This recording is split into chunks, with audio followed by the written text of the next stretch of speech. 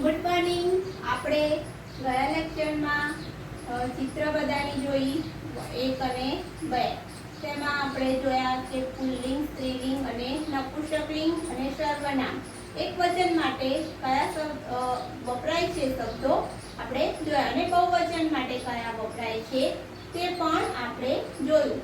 તેમાં આપણે જોયા એકવચન માટે એશ, એશા, એતાની એ આપણે એકવચન માટે પુલ્લિંગ, સ્ત્રીલિંગ અને નપુંસકલિંગ માટે વપરાતા શબ્દો જોયા. તેવી જ રીતે ચિત્રપદાની 2 માં બહુવચન માટે વપરાતા શબ્દો જોયા. તેમાં આપણે પણ બહુવચન માટે કયા શબ્દો વપરાય છે તે પણ જોયું.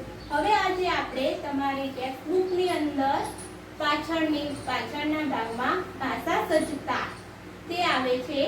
તેમાં આપણે જોઈશું. પહેલો છે તેમાં ભાષા સજ્જતામાં વર્ણ પરિચય. સંસ્કૃત ભાષામાં વર્ણ પરિચય મેળવવાનો છે અને તેમાં આખો કોઠો આપેલો છે. તે કોઠામાં સ્વર કેટલા છે, વ્યંજન કેટલા છે તે બતાવ્યું છે. સ્વર કઈ રીતે, કેટલા તેના પ્રકાર છે એ તમને કોઠામાં દર્શાવ્યું છે. વ્યંજનમાં કંઠ્ય, તાલવ્ય, મૂર્ધન્ય, દંત્ય અને ઓષ્ઠ્ય એવી રીતે વ્યંજનો પણ કોઠામાં બતા. આપણે એક એક વ્યંજનમાં જે રીતે કંઠ્ય છે એના તમને હું બધાને વ્યાખ્યા સાથે તમને હું સમજાવી. તો આપણે જોઈએ, ચલો તમે જોશો વર્ણ પરિચય. વર્ણ પરિચય તો વર્ણ પરિચયમાં આપણે કેટલા વર્ણો છે તો 46.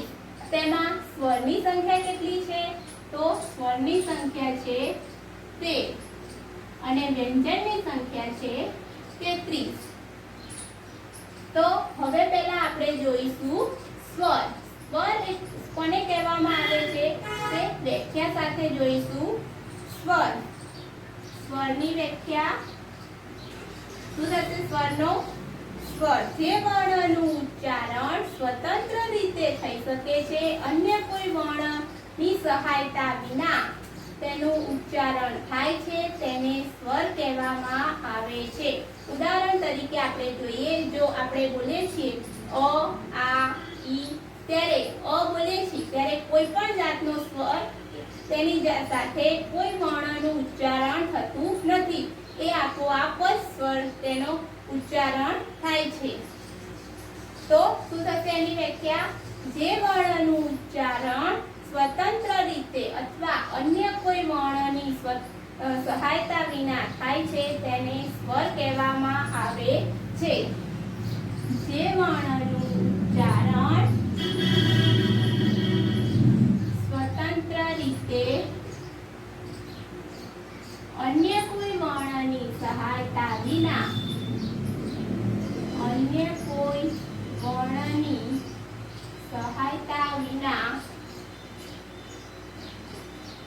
થાય તેને સ્વર કહે છે. આ તમારે જે વ્યાખ્યા હું બોર્ડ પર લખું છું તે નોટબુકમાં ઉતારવાની છે. તો અહીંયા જોયું કે સ્વર એટલે શું? જે વર્ણનું ઉચ્ચારણ સ્વતંત્ર રીતે અન્ય કોઈ વર્ણની સહાયતા વિના થાય તેને સ્વર કહે છે. સ્વરના કેટલા પ્રકાર છે? સ્વરના 3 પ્રકાર છે. સ્વરના 3 પ્રકાર છે. તો પહેલો સ્વર છે હસ્વ સ્વર પ્રકાર છે, બીજો છે દીર્ઘ સ્વર, ત્રીજો છે સંધિ અથવા તમારી બુકમાં સંધિ લખ્યું છે પણ એને સંયુક્ત સ્વર પણ કહે છે. સંયુક્ત સ્વર. હવે આના હસ્વ સ્વર. હસ્વ સ્વરમાં સ્વર કેટલા છે તો હસ્વ સ્વરમાં કુલ 5 સ્વર છે. કેટલા છે? અહીંયા જોઈશું 5. તેના કેટલા છે? 5. તો તેમાં કયા કયા? તો અ, ઈ, ઉ, ઋ અને લુ. કેટલા છે? 5. અ, ઈ, ઉ, ઋ અને લુ. હવે દીર્ઘ સ્વર. દીર્ઘ સ્વરમાં કેટલા છે? 4. તો આ, ઈ, અને રૂ. કેટલા થયા? 4. આ, ઈ, ઉ અને રૂ. હવે સંયુક્ત સ્વર. તો સંયુક્ત સ્વરમાં કેટલા પ્રકાર તેના છે સ્વર? તો 4 છે. તો એ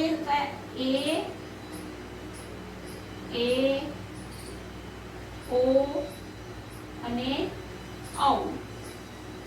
કેટલા થયા? 4 છે. સ્વરની વ્યાખ્યા શું છે?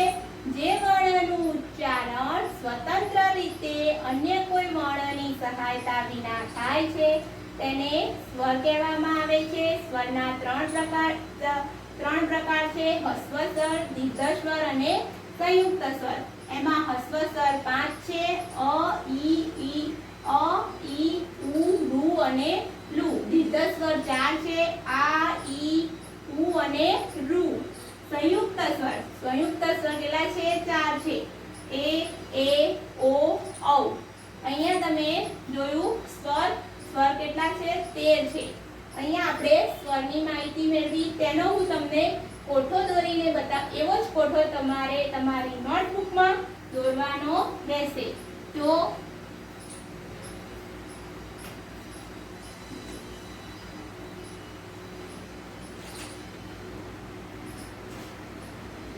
સ્વર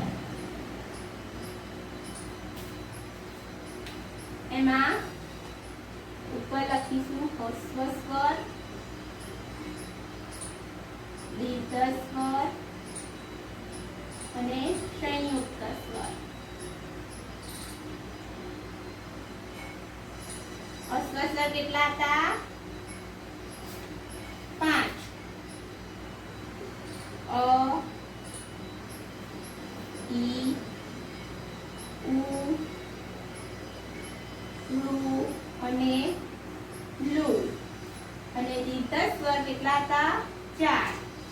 તો આ, ઈ, ઉ, રૂ. કેટલા છે? 4. અને સંયુક્ત સ્વરમાં એ, ઓ અને ઔ. કેટલા છે? આવી રીતના તમારે સ્વરનો કોઠો બનાવવાનો છે. તમારી નોટબુકમાં સ્વરની વ્યાખ્યા લખવાની, તેના પ્રકાર લખવાના અને પછી સ્વરનો આવી રીતના સ્વર, હસ્વ સ્વર, દીર્ઘ સ્વર અને સંયુક્ત સ્વર એ તમારે લખવાના. આવી રીતના કોઠો બનાવવાનો રહેશે. હવે આપણે જોઈશું વ્યંજન. વ્યંજન કેટલા છે? 33.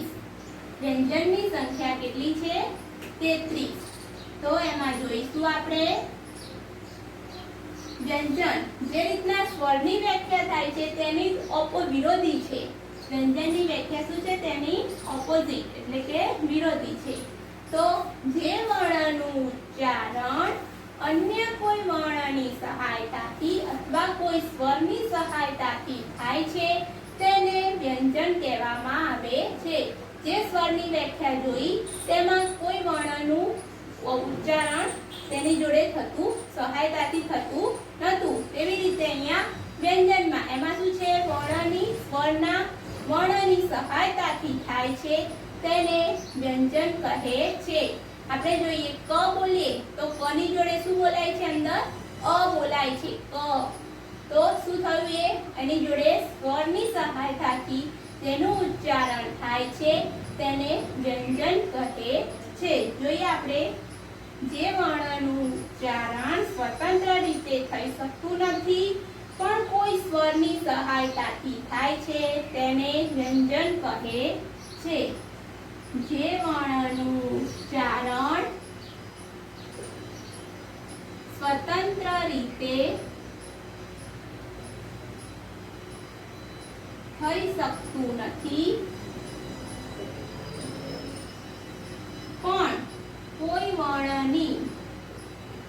પણ કોઈ સ્વરની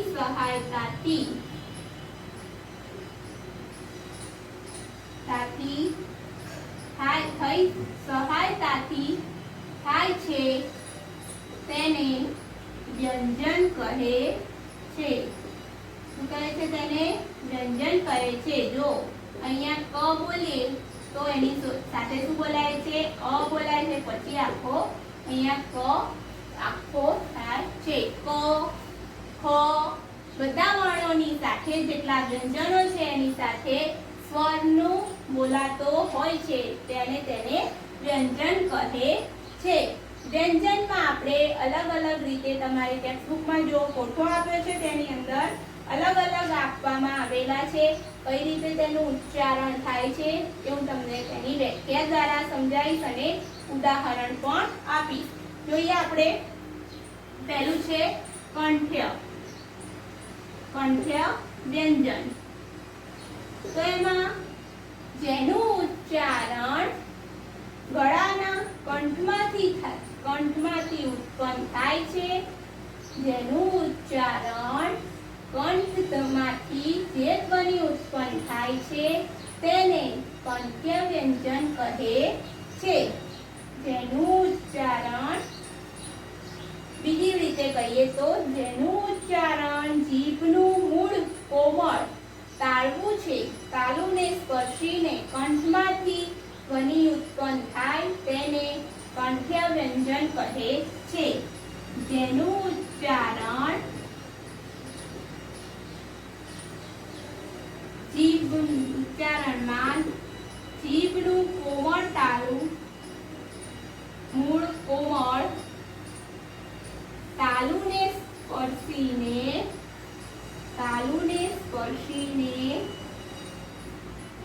કંઠમાંથી ધ્વનિ ઉત્પન્ન થાય તેને કંઠ્ય વ્યંજન કહે છે. અથવા શું કહીશું આપણે બીજી રીતે? જેનું ઉચ્ચારણ કંઠમાંથી જે ધ્વનિ ઉત્પન્ન થાય છે તેને કંઠ્ય વ્યંજન કહે છે. હવે ફરી અહીંયા કંઠ્ય વ્યંજન કોને કહે છે? જેનું ઉચ્ચારણ કંઠમાંથી થાય છે તેને કંઠ્ય વ્યંજન કહે છે. ઉદાહરણ જોઈએ એટલે વધારે ખબર પડશે. ક, ખ, ગ અને ગ. જોઈ શકો છો તમે તે ઉચ્ચારણ તમે બોલશો ત્યારે ખબર પડશે કે તેનું ઉચ્ચારણ ક્યાંથી થાય છે. ક, ખ, ગ અને ગ. જો તમે બોલશો એટલે તમને ખબર પડશે કે તેનું ઉચ્ચારણ અંદર ગળામાંથી થાય છે તેને કંઠ્ય વ્યંજન કહે છે. હવે આગળ જોઈશું આપણે મૂર્ધન્ય વ્યંજન. તો જોઈશું મૂર્ધન્ય વ્યંજન.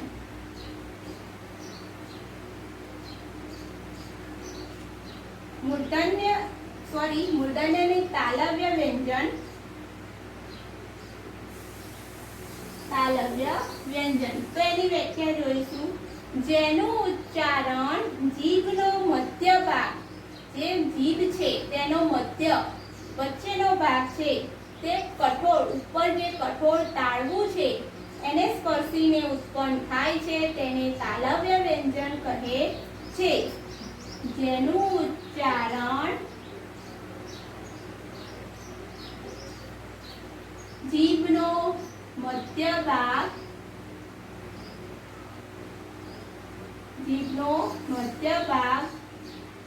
કઠોળ તાલુને સ્પર્શી અથવા તાળવાને સ્પર્શી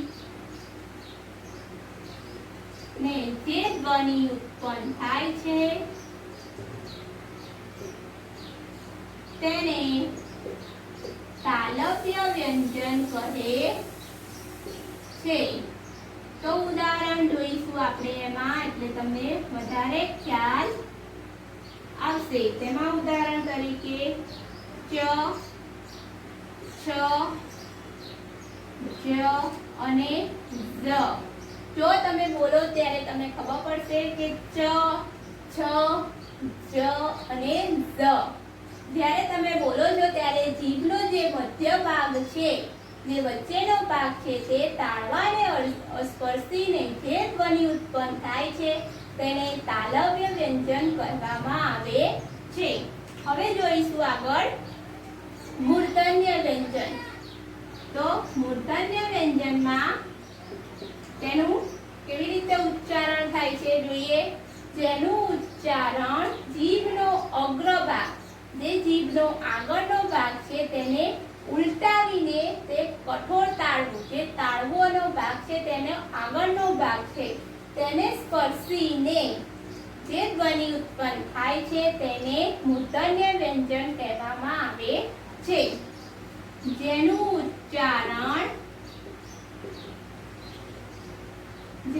ઉચ્ચારણમાં જીભનો અગ્રભાગ એટલે આગળનો ભાગ ઉલટીને એટલે ઉલટાવીને કઠોર તાળવાને, કઠોર તાલુના કોઈ પણ ભાગને, જે તાળવું છે એના કોઈ પણ ભાગને સ્પર્શી જે ધ્વનિ ઉત્પન્ન થાય છે તેને મૂર્ધન્ય વ્યંજન કહે છે. ઉદાહરણ જોઈશું આપણે. તો તેમાં આવશે ટ, ઠ, ડ અને ઢ. જોઈ શકીએ છીએ તેમાં આપણે ટ, ઠ, ડ અને ઢ. તો તેમાં તેનું ઉચ્ચારણ કરીએ તો ટ બોલીએ છીએ ત્યારે જે જીભનો આગળનો ભાગ છે તેને ઉલટાવીને જે આપણે આગળ જે તાળવાનો જે કઠોર ભાગ છે તેને સ્પર્શીને જે ધ્વનિ ઉત્પન્ન થાય છે તેને મૂર્ધન્ય વ્યંજન કહે છે. તેનું ઉદાહરણ જોયું ટ, ઠ, ડ, ઢ. હવે આપણે આગળ જોઈશું દંત્ય વ્યંજન. દંત્ય વ્યંજન. તો દંત્ય વ્યંજનમાં તેનું ઉચ્ચારણ કઈ રીતે થાય છે તે આપણે જોઈએ. જેનું ઉચ્ચારણ જીભના ઉપલા દાંતને સ્પર્શીને જે ધ્વનિ ઉત્પન્ન થાય છે તેને દંત્ય વ્યંજન કહે છે. જેનું ઉચ્ચારણ અથવા જે વર્ણનું ઉચ્ચારણ જીભના ઉપલા દાંતને જીભ છે તે ઉપલા દાંતને સ્પર્શીને ધ્વનિ ઉત્પન્ન થાય છે તેને શું કહે છે? દંત્ય વ્યંજન કહે છે. જે વર્ણનું ઉચ્ચારણ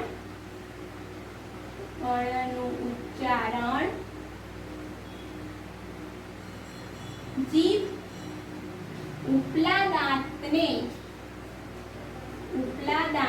સ્પર્શીને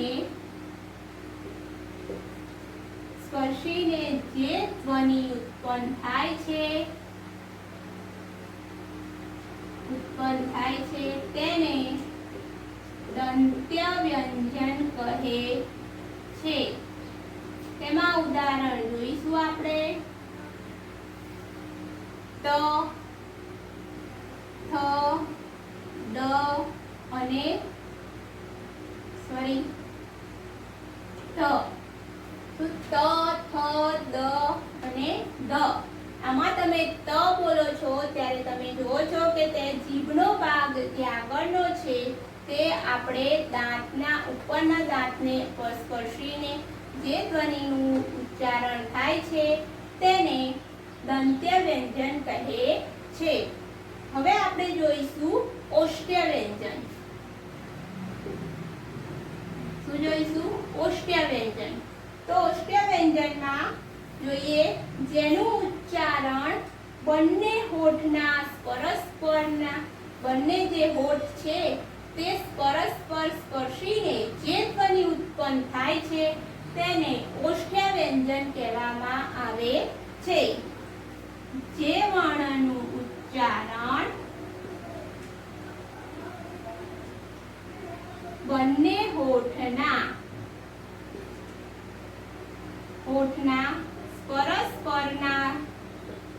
સ્પર્શથી